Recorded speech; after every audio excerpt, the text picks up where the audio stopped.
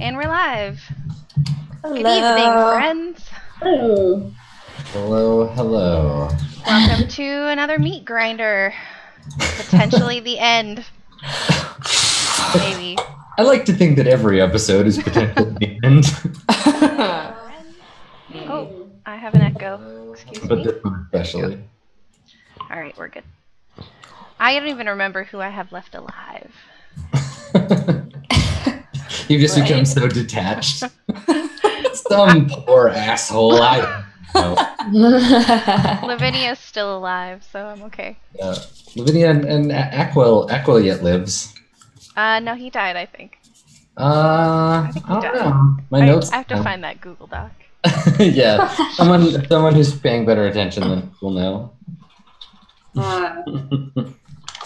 Shall we introduce Oh her? no, Aquil is alive, you're right. Yes, let's do that.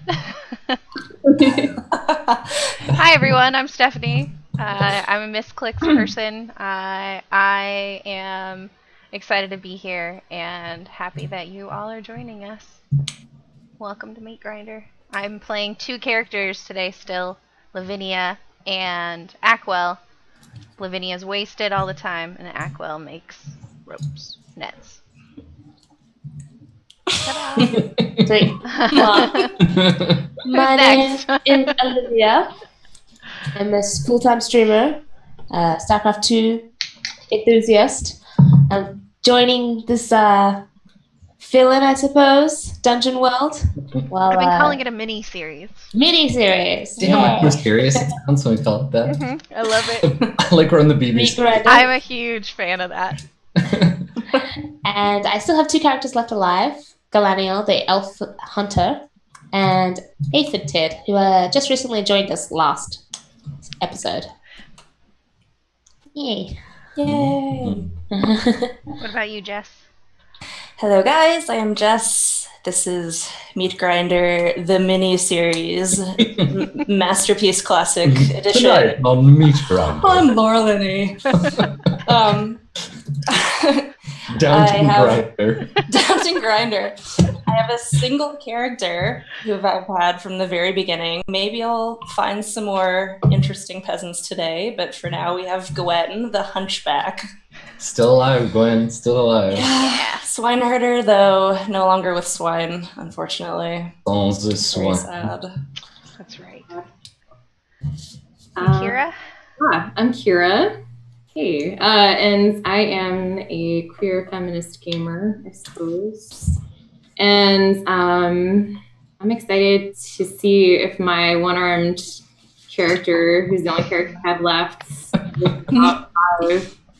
You're 9/10 of a character. She's like the soothsayer, like the person who brings the doom in the horror movie. I know the things that are happening. Like that guy or whatever. Yeah. But so yeah, that's my character. And I make jewelry. It's a I don't know if you can see it. Oh, But cool. Oh, that's awesome. it's my Baphomet pendant. So I feel like that might happen tonight. Some horn guy. I'm a horned guy.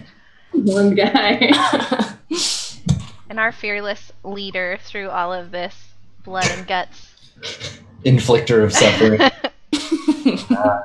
I'm Adam. Hello. And I'm sorry in advance. Yes, I'll be portraying the various forces of chaos in tonight's episode. A very special episode of Meat Grinder. My preferred pronouns are he and him, and you can call me Adam, or if you want to hit me on the Twitters, I am Skinny Ghost. Let's get this mess on the road, shall we? All right, so when last we left our poor beleaguered peasant folk, I think you had just lost 2 beloved swine, and we're on a boat, which is new for you. I made a cool map in case anyone hasn't seen it yet. I drew some MS Paint skulls. It's very ominous. There it Plus the waves. It's like seriously awesome. Yeah. It's Probably live now. Probably the coolest thing I've ever drawn in my whole life. Turns out drawing with a mouse, not an easy thing to do. I would say those are some mad paint skills, though. I'm gonna pretend like I would have done better with a pen, but I wouldn't have. Okay, I'm not here to draw. I'm here to role play. So yeah, you had managed to summon both the ire of the tentacle beast that dwells in the sunless sea, and then escape on the mysterious Viking boat thing. And when last we saw you, you were drawing close to the massive underground ziggurat covered in beast folk, hammering out a summoning rhythm on their drums, trying to perform some kind of sacrifice of the other poor villagers who weren't lucky enough to escape. I'm on this exciting adventure with you. So you're, I don't know, maybe like 50 feet or so, the sort of prow of the boat from the ziggurat. The boat itself seems to have stopped. Its magical, ghostly wind having ceased. And you can see this stone ziggurat adorned in skulls and demonic-looking gargoyles kind of looming there. And from the top, a ghastly green light. And you can see the silhouette of a tall, horned figure that seems to be orchestrating the whole macabre affair. Several villagers known personally to you, men, women, children, and the like, being driven up the steps of the pyramid, unceasingly by these beastmen carrying spears, seemingly goading them up to the top to whatever grim fate awaits them. And here we have you, the remaining 6, standing aboard the ship and ready to act. What say you, peasants? Is there any rowing apparatus to get the boat moving, or do we just? I think from here you'd have to disembark from the boat, unboat, and deboat. Make it I think it's disembark. I think it is. It sounds like maybe more dignity than you have. Deboat here. Let's deboat, guys. Fire the escape pods. Yeah, I mean the water here is relatively shallow. Like you can see the surf lapping up against the sand and the rock that hold the ziggurat up. It's not like it's like a flat surface down into the dark water. So, anybody have any thoughts on a plan of attack, or should we perception check? I made a note here. Just remember, Stephanie, Aquil only has one shoe. It literally says, "Don't forget, Aquil only has one shoe." Very important. I just totally forgot that. No, one barefoot. It says that on the sheet. Oh, is it? I forgot to double check. Who has the axe now? It's been passed around a few times. Who's currently got the axe? I don't remember. Galaniel, do you have the axe? I still have a glowing skull. Oh, Aphantid took the axe. Okay. Yeah. So Yeah. A handful of you still have the brightly glowing skulls, the ones that make you feel all like fired up when you hold on to them. Totally. Okay, cool. And then Aquil only has one shoe. What are you gonna do, you shoeless freak? I guess we should probably go on to the ziggurat. Yeah, I mean, covered in beastmen, they're not really like paying attention to you right now. They seem wrapped up in the strange ritual that they're in the midst of. What is our plan even? Like, are we just gonna run in and hope to God we don't die, or do we have any like? That's an excellent question. I feel like we're walking into our own death here. Yeah. I like that. That might be the plan. Yeah, one of your characters just suddenly realizes this. Hold on, everybody. Whoa. Yes. This is really dangerous. Yeah. This is Lavinia's drunk moment of clarity. Yeah. Where she's so drunk, she's like, "Hold on, hold on." You just sober up long enough to be like, "Wait a second, hold on." All right, what's the plan? Can Galenial sneak around and see if there's any weakness? I was about to suggest Galani will pop off first. She's got a bit of a light step. Maybe hide in the bushes somewhere. Okay. Get a closer look. Okay, not a lot of foliage about. Oh. But I mean, plenty of shadow, and the beastmen are pretty distracted. So I don't think you have to. Yeah, you don't have to. And the fact you're an elf, you don't have to do anything special. You can jump off the ship. You land in the water. It's about like rib cage deep on you. Lavinia might have some trouble, but everybody else should be okay. And you can wade up to the ziggurat. Yeah, it's like hot. It's giving off like waves of heat. Because you remember the way I described it before, like the things that you thought were like flames and stuff are actually just light through the cracks in the stone. Like not a like mortared together thing. It's basically a big pile of square stones in the shape of a pyramid. Really bright. You can see all of these like backlit silhouettes, almost like a sort of shadow play of the beastmen goading the villagers up. It's really loud too. There's the drums coming from above. You can hear the roar of fire from somewhere like within. You can hear it muffled by the stones. And the constant like braying and bleeding and howling of the beastmen as they go about preparing for their ritual. You also notice as you approach that in the water and on the bottom the steps of the ziggurat, there's like coins lying all over the place. Most of them gold, some silver, some bits of jewelry, just sort of scattered haphazardly around. All I can think to myself is, if it were me, I would just turn around and walk away. I know. Do we have to do this? Think of the poor children that are about to be horribly maimed by these creatures and possibly where. I think Lavinia pockets some coins and things with. You want to get down? You want to get down off the boat too? Yeah. Totally. Okay. All right. Yeah. So what are you doing? Are you just going to jump off the boat? Wherever it makes sense. Okay. All right. All right. So Lavinia jumps off the boat. Can as you quietly as possible? Yeah. Can you defy danger with your dexterity, please? The danger being that you draw a lot of attention to yourself, like, turning around. Shouldn't boat drunk, Lavinia. All right. Okay. Okay. So you jump in the water with like a fairly massive splash, and you're kind of like flailing around trying to get your head out of the water. Delaniel, you notice that the closest to Beastman, the one kind of trailing behind, they stop and turn around. They hear the noise and they're coming back down the stairs. They're coming alone, but they don't seem armed, aside from the fact that they're like big and burly. And they have like a normal human head, but with like eye stalks instead of eyes. So like big tubes with eyes on the end. And there's like fur sticking out of their like ratty clothes.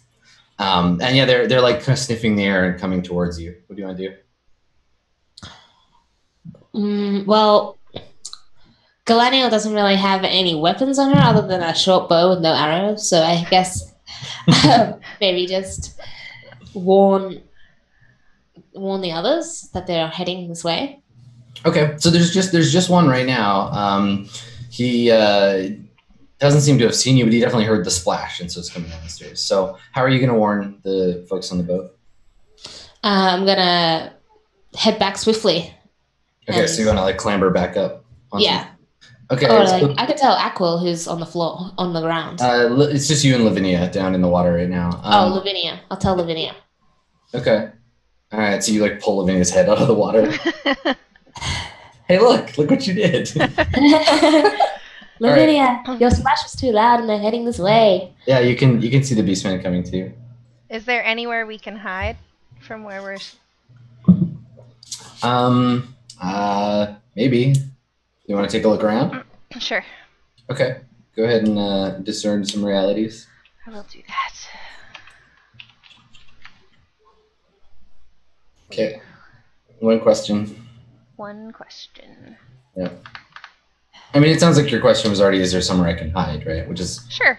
It's the form of what here is useful to me. Yeah. Yeah, I mean, it's going to notice the boat for sure, because the boat wasn't there before. And you could hide it like like near the keel of the boat, like at the edge of the hull, where it'll take it some more time to find you, especially if you're like hunkered down, which for you is easy because the water's like up here. But yeah, it'll see the boat, and if the boat catches its interest, it might go back and get more.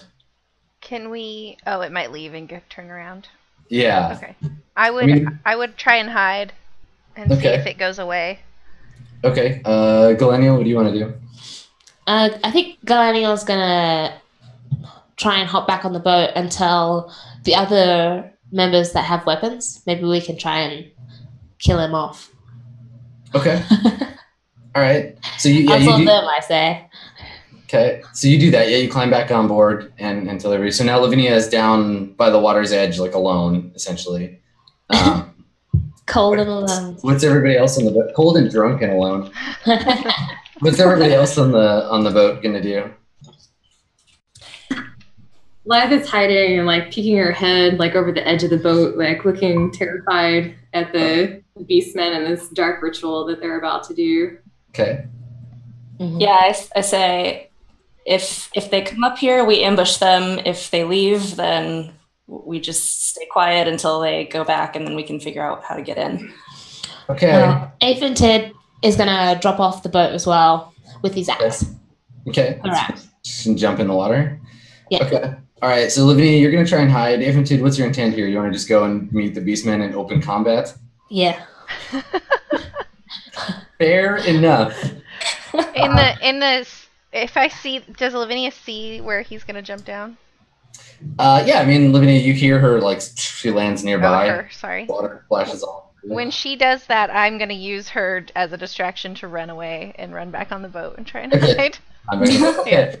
So I think by this time, the weird bug-eye beastman comes around the edge of the bottom of the stairs and kind of like walks down sort of knee-deep in the water and looks up, sees the boat. Seems kind of confused, shakes his head, and he seems to be processing what to do when he turns his little eye stalk on Aphented, and he like is startled. What do you want to do, Aphented? He seems surprised to see you. I'm gonna raise my axe and take a swing. Yeah, Chop sure. his eyes off. All right, do it. Go ahead and hack and slap. roll plus your strength. This is gonna work too. Totally.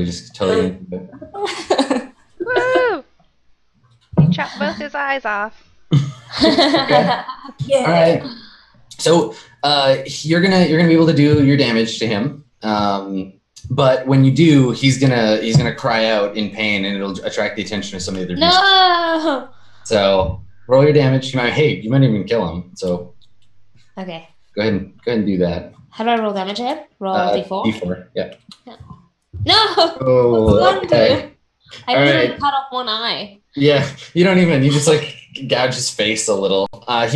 You're the water, because it's like up to your chest, right? The water slows you down, so you're not quite at him when you thought you were. You take a swing with the axe, and it gashes across his face. He staggers back, groaning, and then starts wailing for help in this kind of weird, like ululating voice. And he's fallen backwards. He has no weapon, so he's like holding his arms up above him, like he doesn't want you to hit him with the axe again.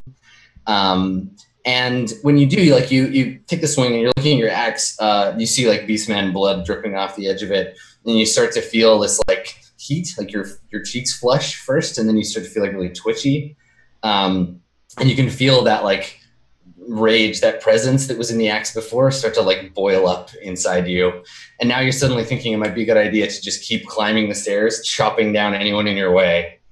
Oh, God. Something up there, like the silhouette that you keep seeing, is making you really mad. Like you really want to go kill that thing. And you find yourself like walking through the water, like past this beastman. He's like begging for mercy. What do you want to do? Chop him down. Yeah, you're just gonna kill. Oh, you're just gonna kill. Cool. He's not gonna defend himself. So you just like hack into him, and there's more blood. He gets sprayed, hot beast blood all over you. And it feels good. Like you feel powerful. So yeah, I mean, as long as you continue your rampage, take a +1 to your strength. What are you gonna do?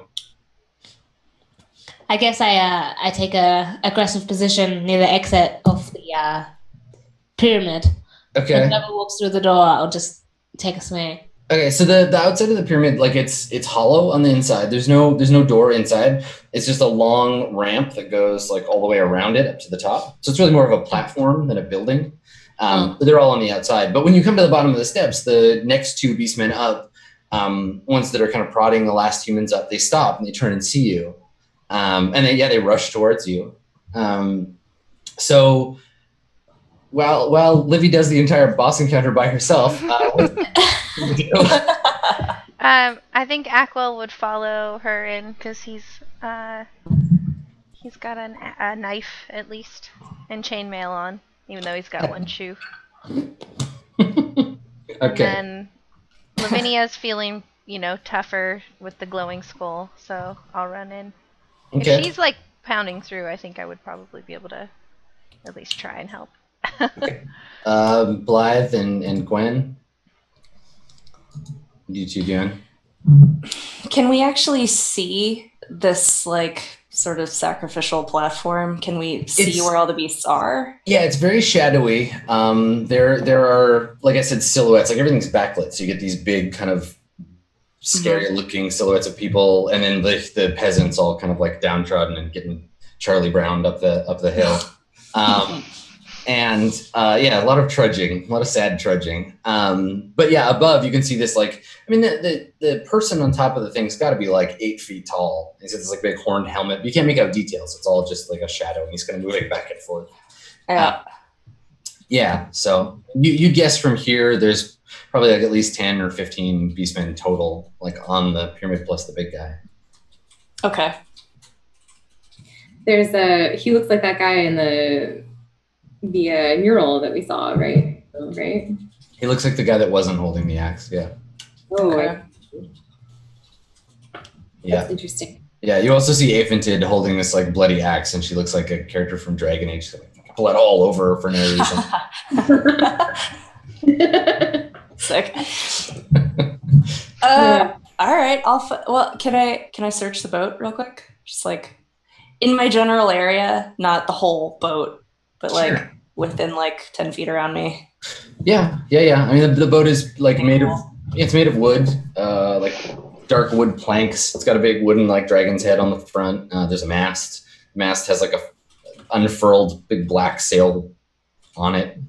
It's pretty simple. Otherwise, there's like not even like seats really. It's just an empty sort of space. It's more of a ferry. Yeah. Pretty basic.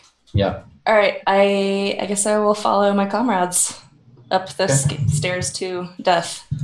Okay, so Aphantid, you see these. So you're starting to kind of like lose your grip on being able to see clearly, and maybe you don't even notice it. But like if you're a movie, the like from Aphantid's perspective would be all like shadowy and kind of weird. So the shapes coming down towards you, you know that they want to hurt you and you want to make them die. And you can vaguely tell that there's like other like creatures somewhere nearby coming towards you, but they're not immediate enough to really draw your attention. You're kind of seeing everything as like an object to put the axe into right now. These two in front of you are just the most immediate. What do you want to do?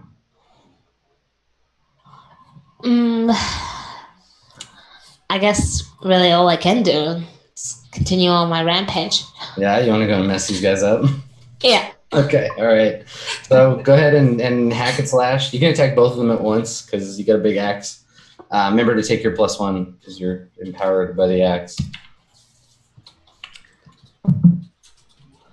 Aphantid has so much luck too. Nice. Okay, all right. Wow.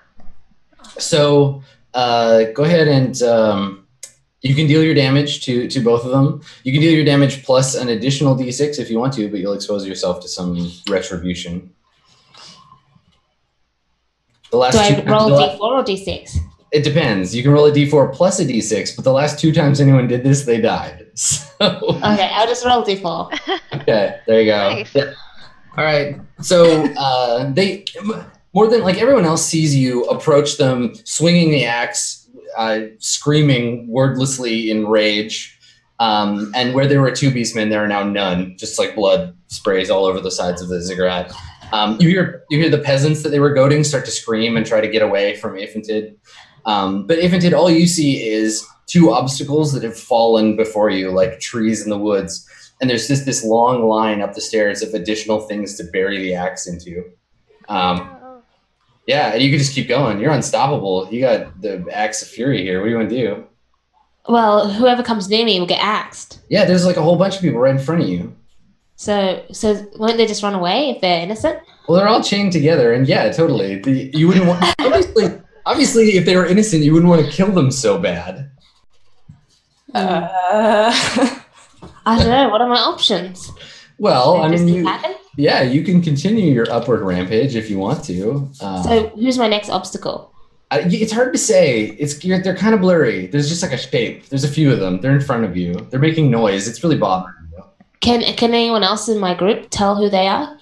Yeah, I mean, everybody else, like Aquil, you're like right behind this insanity, and you just see, you see Aventid just like hack these beastmen down, and she looks like she's ready to like just keep blendering up the hill, and there's a bunch of peasants that are chained together and are terrified, and she's kind of. Do I have the ability? Okay, so I don't really know that she's being taken over by this power, right? I can't perceive that because she hasn't articulated it. To be fair, everything that Livy has done, she's done of her own accord. Right. So but you see her being a huge badass. She's saving the peasants. If I think I see her going towards the people, maybe I would try to like turn her. But I feel like if I don't know and I'm just assuming she knows what she's doing, I probably wouldn't stop her.